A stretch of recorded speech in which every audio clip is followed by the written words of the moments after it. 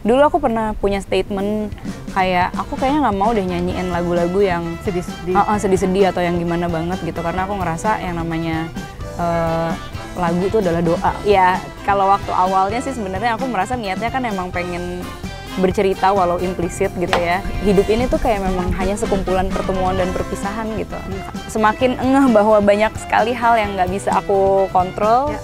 Apalagi untuk aku yang tidak dibesarkan dengan itu, dibesarkan dengan bukan dengan orang tua dengan komunikasi yang baik gitu. Sebenarnya aku yakini juga sebenarnya sekarang ini yang merupakan tantangan buat aku sama Mas Ipe adalah menjadi pacar untuk satu sama lain.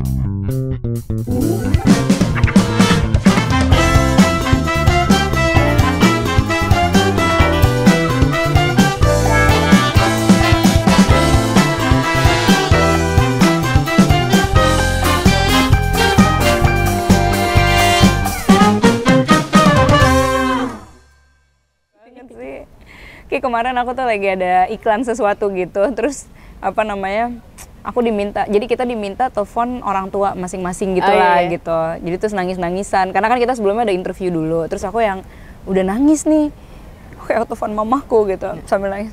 Yang lain soalnya gitu juga gitu, terus aku nangis sambil sesenggukan gitu, terus yang halo gitu, mah lagi sibuk nggak? Aku pengen bilang kalau aku tuh kayak gitu, aku tuh bangga punya mama. Terus aku bilang kan, mama lagi sibuk nggak? Mama lagi ngapain? Oh enggak, ini aku habis selesai arisan, ini habis ini mau ke kondangan gitu, yang kayak suaranya happy banget, jadi beda banget sama aku yang lagi sesenggukan. Jadi kayak failed di loudspeaker lagi, aduh gitu. Tapi untung dia nggak panik loh. Kenapa kamu? Iya, jadi aku cuma pengen bilang gini-gini, tapi dia diem lama banget, diem gitu, kayak mungkin kan dia lagi di mobil juga bareng-bareng kan, bingung juga mau nanggepin apa. Iya ya udah, terakhirnya ya udah yang penting kamu baik-baik ya gitu, nggak ikut nangis juga. Jadi nggak melo ya dari sana. Iya, mungkin dia di tengah harusnya di brief dulu. Mungkin dia di tengah. Buyang luar biasa sekali. Iya, Guys, gitu kalau deh. belum coba, masih jualan itu kan? Masih. Kacang hijau Goreng. harus coba. Apa nama Instagramnya? Namanya Bubui Buyang. Bubui Buyang. Hebat nih anaknya si Buyang ini ya, luar biasa. Anak pertama, adikmu 2 kan? Adikku 2. Yang satu perempuan juga. Yang satu perempuan, yang paling kecil. Oh, itu jadi yang paling kecil ya? Jadi yang tengah tuh laki-laki. Yang pejalan kaki itu yang bikin sendal, ya kan? Iya, dia runner iya, tapi dia juga sepedahan iya. Waktu itu kan sepedahan yang dari Belanda ke Jakarta. Luar biasa. Itu waktu itu aku sampai dia sepedahan dari Belanda ke Jakarta. Tapi dia ya trail runner juga. Iya. Terus kalau yang perempuan dia diplomat, jadi sekarang lagi di Venezuela. Oh really? Oh iya, diplomat dia. Oh, aku pikir dia di Jakarta. Enggak, jadi tersebar anaknya Buyang, cuman aku doang yang di Jakarta. Ya jadi kamu yang dapat privilege untuk titip-titip anak itu. Iya betul. Ya? Wow, oke. Yang nomor 3 namanya Dias. Ya, benar ya? Oke. Iya. Aku lagi berusaha inget-inget dulu nama adik-adiknya. Dias. Andin siapa? Andin ini ya, selain hampir semua sisi kehidupannya menurut saya inspiratif untuk memicu satu semangat dalam kita-kita ini ya, menurut aku loh. Aku juga melihat ada sisi sosial dari dia. Ceritain dong tentang yang kamu bikin sekolah. Jadi sekolah buat apa itu ya? Sekolah buat anak pemulung ya? Iya, sekolah anak pemulung, khusus buat pokoknya anak-anak yang tidak mampu gitu lah ya. Cuman memang awalnya kenapa aku bilang anak pemulung itu karena didirikannya memang di kampung pemulung gitu, di Pondok Kopi. Jadi waktu tahun lalu tuh sebenarnya aku bikin satu single judulnya Percaya. Nah, Percaya ini menurut aku juga lagunya kayak lagu apa ya, mungkin lagu yang empowering gitu ya. Terus video klipnya juga waktu itu kayak lebih kayak video dokumenter gitu, di beberapa tempat di Indonesia. Nah, dari situ itu kebetulan lagu Percaya itu memang dijual juga secara NFT-nya. Aku dapat hasil dari NFT waktu itu, terus aku pikir aku pengen deh bikin satu CSR gitu karena aku tuh sebenarnya selama ini sering ada kegiatan sosial, tapi aku pengen punya kontribusi yang agak memang lebih nyata di bidang pendidikan.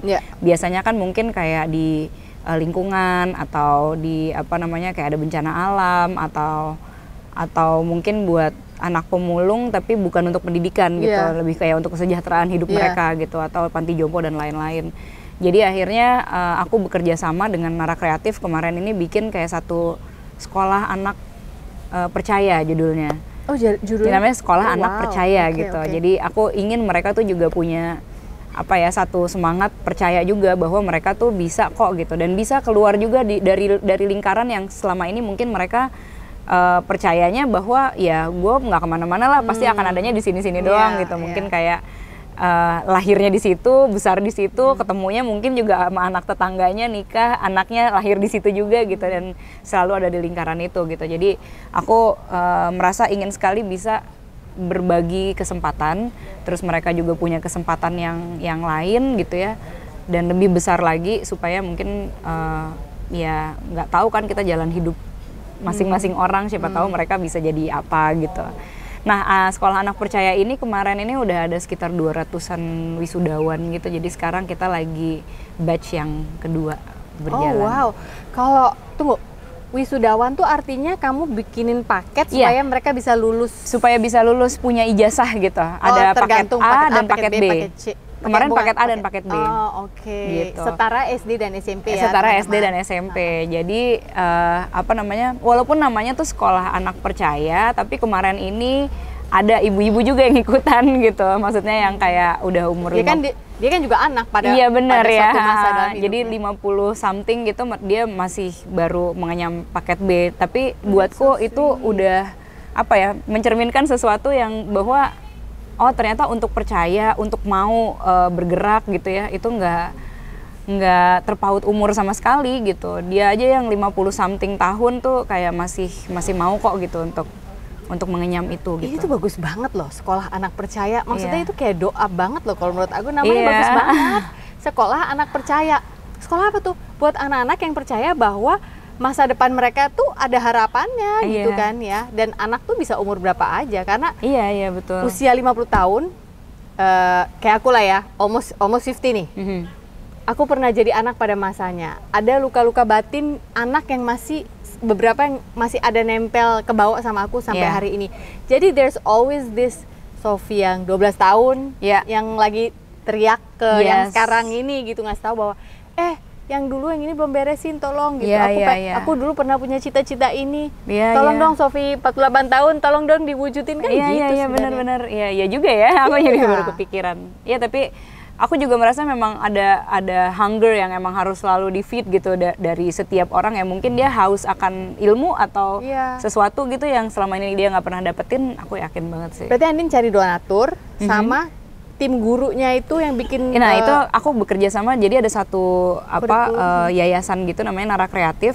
Dia sebelumnya tuh memang sudah bikin beberapa sekolah gitu, jadi kayak beberapa PKBM gitu di beberapa tempat gitu. Tapi kalau yang untuk anak pemulung ini emang di programnya memang didesain buat kerjasama dengan aku gitu. PKBM tuh Pusat Kegiatan Belajar Masyarakat ya guys ya. Jadi tidak banyak jalan ke Roma lah kalau kita mau bicara pendidikan. Iya betul, kan? aku jadi belajar banyak banget gitu. Since anakku kan juga mungkin ada ketertarikan dengan homeschooling dan segala macam. Jadi akhirnya aku anak gue berarti bisa didaftarin di sini juga barengan gitu. Iya. Oke, wow, that's like itu interesting sih. Aku seneng banget dengernya. Sekarang aku mau nanya tentang pola makan, boleh ya? Boleh dong. Karena kan orang-orang yang fansnya Andin dari dulu itu tuh selain olahraganya, pilihan-pilihan baju-bajunya dia yang tidak pernah umum ya, yang luar biasa gitu. Tiba-tiba dia bisa muncul dengan ada bulu-bulu keluar dari mana, atau tiba-tiba ada kalung-kalung menjuntai dari mana, tiba-tiba boots dari mana gitu, atau tiba-tiba ya gitulah. Pokoknya Andin tuh sangat fashionable menurut aku, in her own way. Nah, aku pengen nanya soal pola makan sekarang. Kan kamu juga mengalami berbagai macam adaptasi dan fase dan segala macam. Where are you now in your food journey? Aku bisa bilang kayaknya flexitarian kali ya. Flexitarian. Iya. Kalau harus dikasih label gitu. Kalau harus dikasih label, tapi yang jelas aku mungkin mengutamakan pokoknya makanan utuh gitu kali ya, yang aku utamakan whole foods.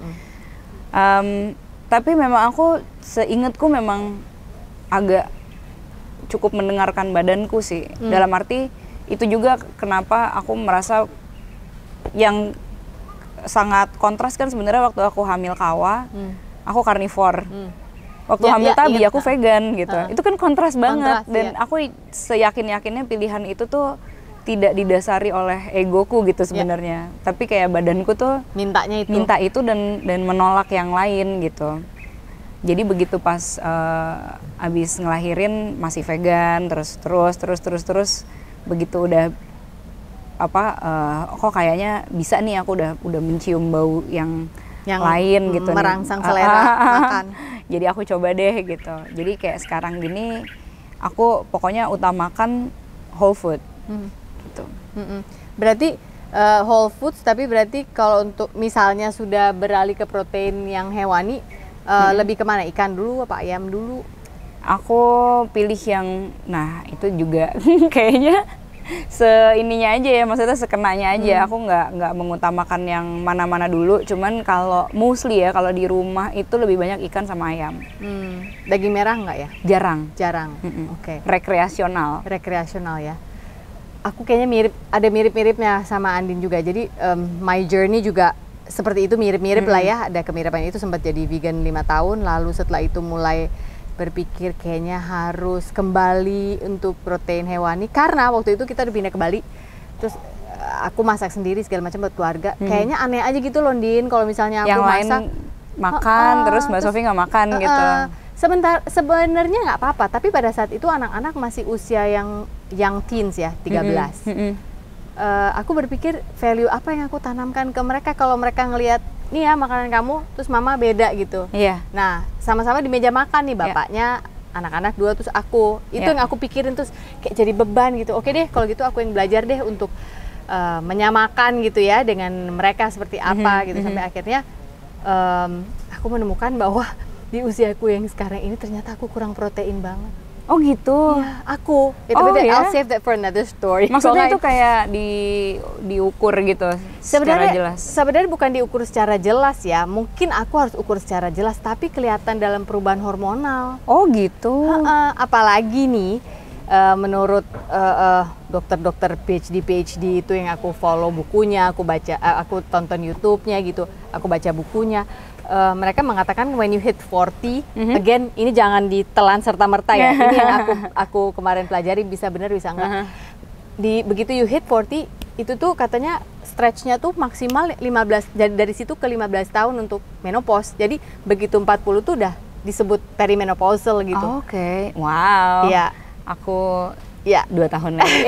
Iya, jadi begitu set 40 tuh itu udah perimenopausal, meaning udah banyak yang berubah. Jadi kalau kita ke sama satu pola hidup atau pola diet yang kita pikir pokoknya harus ini gitu, seakan-akan dia dogma, tapi sebenarnya badan kita udah suffer, dan itu tuh kelihatan ya dari misalnya aku kalau makan gampang bloated atau gampang membuncit. Ya kan? Terus udah gitu di usia aku yang ngerasa banget kemarin tuh yang dari 46 mau ke 45, mau ke 46 ke 47 tuh kok kayaknya gue mau makan dikit, mau apa, udah gitu rajin intermittent fasting, udah apa, kok gue nggak akan nggak ini loh, badannya nggak kayak metabolismenya gitu ya, kayak nggak, istilah orang-orang tuh lo hirup angin aja jadi lemak.